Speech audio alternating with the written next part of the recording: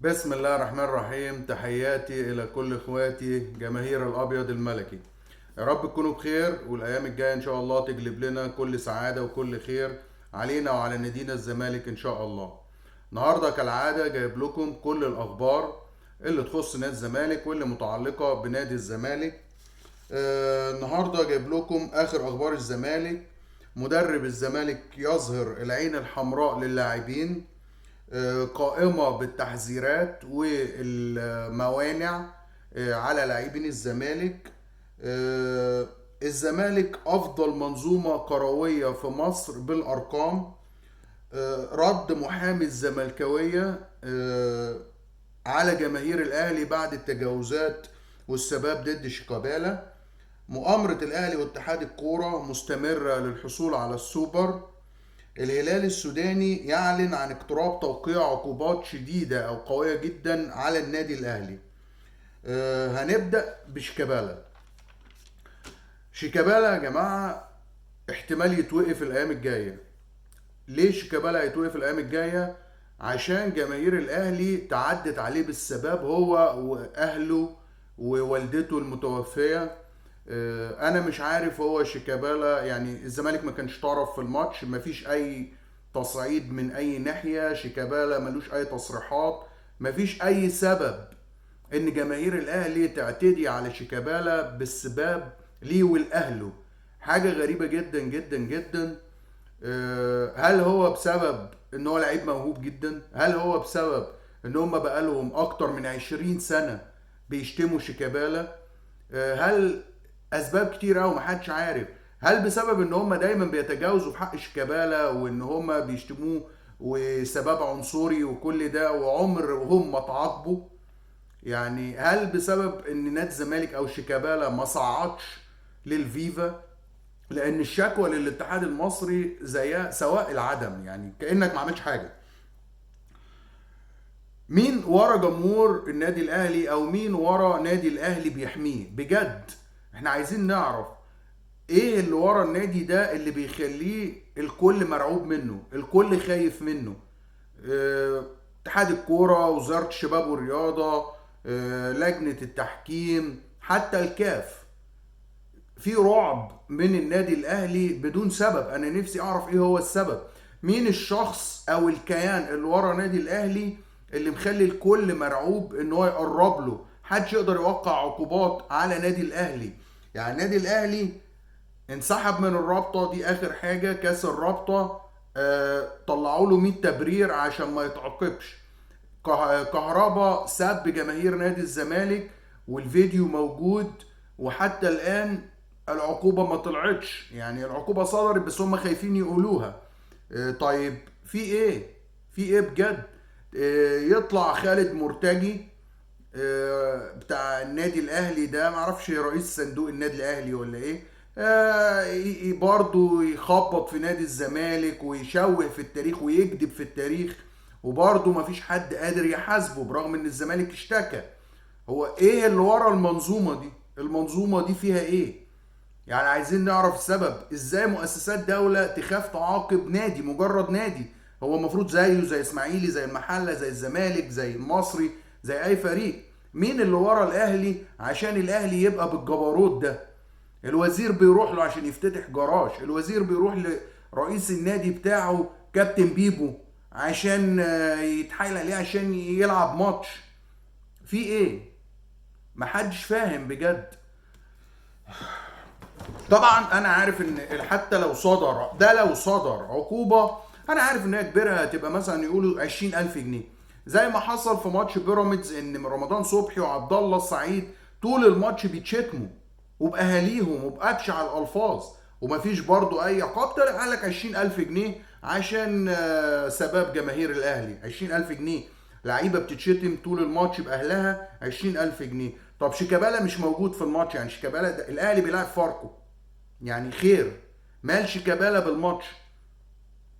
برضو عادي. وقبل كده برضو يلبسوا كلب اسود ويروحوا المقابر ويقروا الفاتحة وقصص تعديات غريبة. ده احنا حتى في رمضان وفي العشرة الاواخر من رمضان. انا نفسي افهم الجماهير دي بتفكر ازاي، او الجماهير دي يعني هي زينا يعني بتخاف من ربنا، ان حتى في رمضان المفروض يعني ده شهر فضيل. بغض النظر كمان عن رمضان، هو الطبيعي ان انا افضل اشتم؟ يعني احنا عمرنا ما هنبقى كويسين مؤدبين، وعمرنا يعني انت الاهلي تعدى قبل كده على النجم الساحلي وكسر الكاس، وهو النجم الساحلي بيستلم كاس بطولة افريقيا هنا من مصر لما كسبهم بتاع جون امين الشرميطي. الاهلي بيتعدى على الوداد عشان الماتش هيتلعب النهائي في الوداد المغربي. الاهلي بيتعدى على الهلال السوداني بسبب عنصري برضو خلي بالك، شيكابالا عنصري. الهلال السوداني برضو سبب عنصري. صن داونز برضو بيتعدى على صن داونز، بيتعدى على الرجاء المغربي. هو في ايه؟ في ايه بجد؟ مين اللي بيحمي النادي الاهلي؟ ايه الكيان اللي ورا النادي الاهلي؟ مين الاشخاص اللي ورا النادي الاهلي اللي مخلينه بالجبروت ده؟ يعني بجد الموضوع زاد عن الحد. ويجوا يقولوا احنا مكروهين ليه في الاسماعيليه وفي بورسعيد؟ بيقولوا عشان احنا احسن من اي حد، عشان احنا بندوس على اي حد. لا، عشان انت بتغلط، عشان انت سباب. ويجي بعد كده كابتن بيبو، الله يا بيبو الله يا خطيب، يطلع يقول لك الاهلي ليس بسباب ولا لعان. طب وخالد مرتجي اللي طالع بيتكلم ده، مش ده مسؤول في النادي الاهلي وطالع بيتكلم وبيزيف في التاريخ وبيقول حقائق مغلوطه وكلها كذب؟ مش ده شغال في النادي الاهلي ولا اداري في النادي الاهلي؟ مش ده عضو مجلس اداره؟ فين الاهلي لا سباب ولا لعان؟ امال الجماهير الاهلي ده الجماهير الوحيده اللي بتسبب عنصريه في مصر وفي افريقيا هي جماهير الاهلي. فين الاهلي ليس سباب ولا لعان؟ الشيزوفرينيا بقت قويه قوي. احنا عارفين طبعا ان الفاشل دايما، او تلاقي ولد قاعد عاطل قاعد على القهوه، ما فيش شغله ولا مشغله، ما فيش مستقبل، كاره الدنيا، بيطلع غضبه على اي حد، بيتنمر على لعيب الكوره، على نجوم سينما، على انسان ناجح. طفله اهلها بيحطوا لها صوره على الانستجرام، او بتلاقيه تنمر وقله ادب. دي بتبقى ناس معروفه، دي بيئه معينه، دي بيئه معينه. يعني اللي بيغلط ده وبيسب بسبب عنصري او بيشتم اي حد بدون اي داعي، اكيد ده جواه مرض نفسي، ده مش طبيعي، ده مش طبيعي. هل هنشوف عقوبات؟ انا متاكد ان حتى لو صدرت عقوبات هتكون عقوبات هزيله كالعاده. بس احنا مش هنسكت، لا احنا هندافع عن شيكابالا، مش عشان شيكابالا هو نجم الزمالك وبس، ولا عشان هو اسطوره الزمالك، يعني اسطوره من اساطير نادي الزمالك كموهبه، لكن احنا هنقف عشان احنا فعلا جماهير الصفوه ضد الغلط، ضد التجاوز، ضد السباب، ضد العنصريه. وهنفضح الكيان ده، هنفضح الكيان الاهلاوي، هنفضح جماهير الاهلي العنصريه.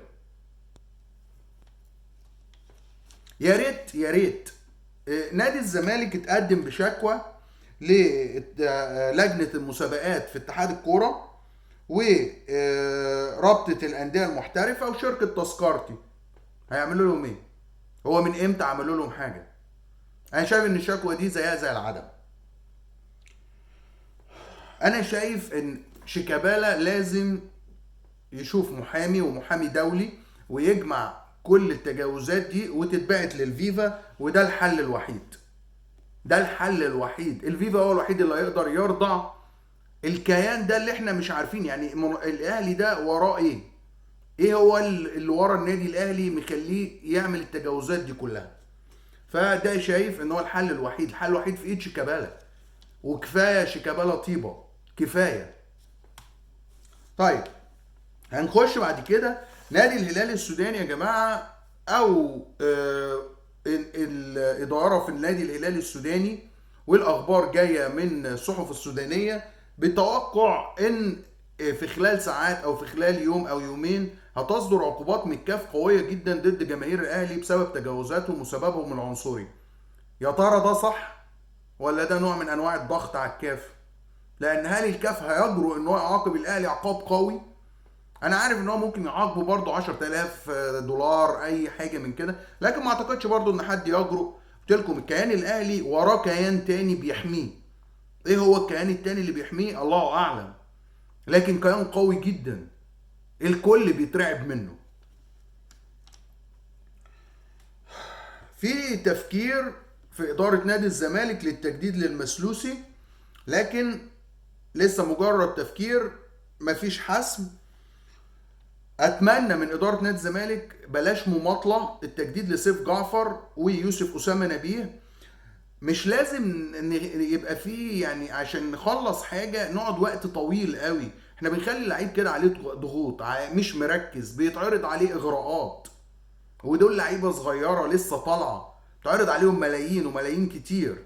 الاهلي، فيوتشر، بيراميدز، حتى المصري دخل في القصه.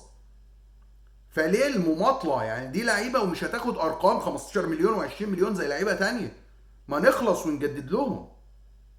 وليه ما نقعدش مع صبحي وهو وفتوح ونمدد عقودهم برضو؟ اتمنى من اداره نادي الزمالك يا جماعه اعملوا لايك وشير عشان صوتنا يوصل. صحيح ارجوكم لا تنسونا بالاشتراك، القناه عليها هجوم شديد جدا من الاهلاويه عشان هم عايزين يخرسوا محامي الزملكاويه، هم عايزين يخرسوا قناه الزملكاويه باي طريقه، عشان الحمد لله القناه في طريقها للنجاح وبترد دايما على الاهلي وتنظيم الاهلي.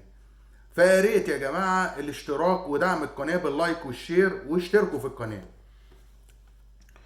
طيب، انطباعات المدرب او اوامر المدرب. المدرب اظهر العين الحمراء على اللاعبين بقوه شديده قوي.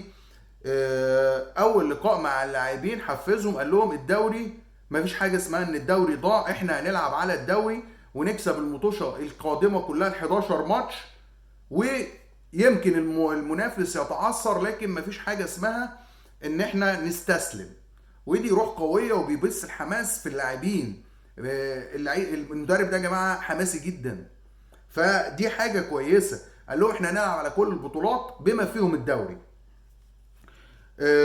طلب ان كشف باسماء المصابين وتقرير عنهم، وهل الاصابات دي بتتكرر ولا اصابات عارضه. طلب التقرير بتاع فييرا قبل رحيله عن اللاعبين. طلب من مدحت عبادي في الفتره البسيطه حتى اللي قعدها، يعني ده اسبوع او 10 ايام، طلب منه برضو تقرير عن حاله اللاعبين وعن الفريق كمجمل.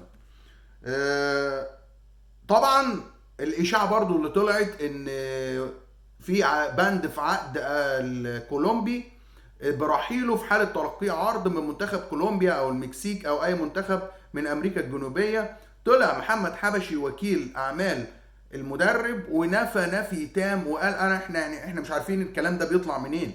كفايه بقى، يعني اعلام الاهلي برضو مش، يعني انا مش فاهم، هو انتوا حاطين الزمالك كده في دماغكم بشكل مش طبيعي. كل دي اشاعات. امام عاشور مضى للاهلي. مصطفى محمد الاهلي هيموت عشان يجيبه حتى لو على سبيل الاعاره. طب انتوا ما عندكوش حد؟ يعني انتوا ما بتطلعوش لعيبه؟ هو النادي ده ما عندوش قطاع ناشئين؟ انتوا ما فيش غير لعيبه الزمالك؟ ايه الكره والغل ده؟ يعني ايه الغل ده؟ انتوا عايزين تاخدوا كل ما هو زملكاوي؟ انا مش فاهم. قائمة تحذيرات من المدرب الكولومبي. كولومبي بيحذر من الاعتراض في حالة على أي لاعب في حالة استبعاده من التشكيل، وحذر تحذير شديد إنه هيكون عقاب اللاعب بالاستبعاد نهائيا. يعني ما تعترضش في حالة إن أنت لو لقيت نفسك صياني احتياطي أو بره القايمة، ما تعترضش، وإلا عقابك هتكون إن أنت بره القايمة دائما. حذر من استخدام السوشيال ميديا انستجرام وتويتر، وقال التركيز مطلوب جدا بالذات معايا في المرحله الجايه، وانا من اساليبي في التدريب ان اللعيبه بتاعتي بتبقى بعيده عن السوشيال ميديا.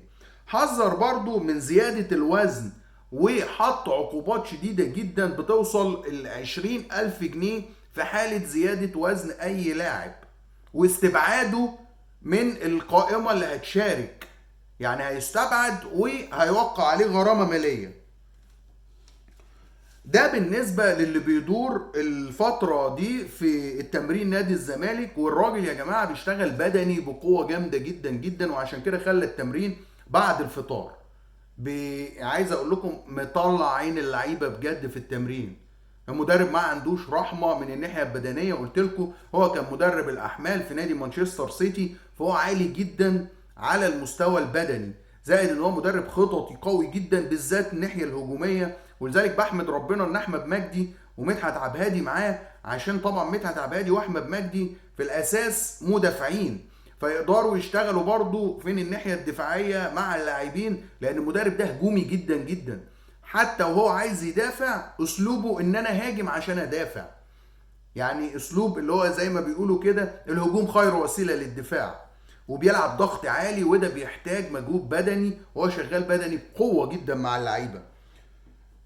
ناصر منسي يعتبر خلاص بقى اساسي نادي الزمالك. هو الراجل ده اكتر لاعب معجب بيه هو ناصر منسي. سامسون اكينولا والسيسي والزناري مستنيين الراجل، يعني مستنيين الراجل، يعني الثلاثه دول خلاص في احتمال كبير ان هو اخر الموسم يمشوا، لا على سبيل البيع لا على سبيل الاعاره. في بصيص امل ان الراجل قال انا هديهم فرصه، يعني هيدي كل اللعيبه اللي هي مستبعده فرصه وهيشوفهم في التمرين. فهل منهم حد يتالق؟ يعني نضاي يعني بدا، فهل سامسون او السيسي او الزناري الراجل يشتغل عليهم وممكن نشوف تغيير في مستواهم؟ الله اعلم، نتمنى ذلك. مؤامره الاهلي مع اتحاد الكوره مستمره. الاهلي بصوا يا جماعه، المؤامره كالتالي زي ما حصل مع بيراميدز بالظبط، زياده جمهور، حكام مصريين، وكان قبلها تعطل الفار، لولا الضغط قام الفار اشتغل تاني مره واحده، لكن المؤامره اتحبكت وخدوا الكاس من بيراميدز. وزي ما انتم شايفين حسين شحات بيمنع كوره من على خط الجون، الكوره دخلت اساسا وبيشيلها بايده والحكم ولا شايف ولا الفار شايف. فدي نتيجه ان انت تجيب حكام مصريين. ده اللي حصل مع بيراميدز. بيقرر مع الزمالك بعد ماتش الكاس مباشره يخرج علينا وليد العطار ويقول ايه؟ مفيش ما يمنع ان الحكام المصريين نسند لهم ماتش السوبر في الامارات بين الزمالك والاهلي. وبعد كده بيخرج علينا مسؤولي في الاتحاد الكوره ويقولوا بييرا اللي هو الخبير التحكيمي الاجنبي اللي بيشرف على لجنه الحكام بيطالب باسناد نفس الوضع مع بيراميدز. بييرا هو اللي بيطالب، خبير التحكيمي اللي هو بيشرف على لجنه التحكيم في مصر هو اللي بيطالب بان الماتش السوبر الجاي زي ماتش الكاس يتحكم، يعني يسند الى طاقم تحكيم مصري. وبعد كده يخرج علينا اللجنه المنظمه في الامارات تعلن عدم مسؤوليتها وتقول احنا لجنه منظمه ما بنختارش طاقم التحكيم، ده في ايد اتحاد الكره المصري، عشان يبعدوا اي شبهات عن نفسهم. طبعا الشبهات دايما حوالين التحكيم المصري، لجنه الحكام واتحاد الكوره والخبير الملاكي اللي هم جايبينه خبير تحكيم كده، كان راجل برضو قاعد متعرفش عاطل ولا ايه، جابوه يمسك التحكيم المصري قال عشان يطوروا. احنا شايفين تطوير جامد قوي بصراحه، ولا انتوا معاكم دولارات مش لاقيين تودوها فين؟ يعني مصر محتاجه لكل دولار، انتوا جايبين واحد ما بيعملش اي حاجه، مش شايفين اي تطوير بصراحه. طب انا مش عارف ده بصمته ايه، يعني بيعمل ايه غير ان هو بيشوف اتحاد الكوره بيقول ايه ويعمل زي ما هم بيقولوا ويرموا الكوره في ملعبه عشان يخلعوا من اي مسؤوليه. يا ريت الزمالك يصحى. والاهلي النهارده بيطالب بيقول لا انا افضل الحكام الاجانب. بعد من قيمه يعني من قيمه كام يوم فاتوا كان الاهلي بيقول مفيش مشكله انا ما عنديش مانع بالحكام المصريين، لما لقى ضغط ولقى سوشيال ميديا نادي الزمالك بتتكلم اما هو كمان اتكلم وقال لا لا لا انا عايز حكام اجانب، طبعا عشان يحاول ينفي التهمه عنه ان دي مؤامره بينه وما بين اتحاد الكوره عشان يجي الحكم المصري ويظبط وياخدوا السوبر كمان زي ما خدوا الكاس. سريعا هقول لكم ليه الزمالك افضل منظومه رياضيه في مصر وفي افريقيا.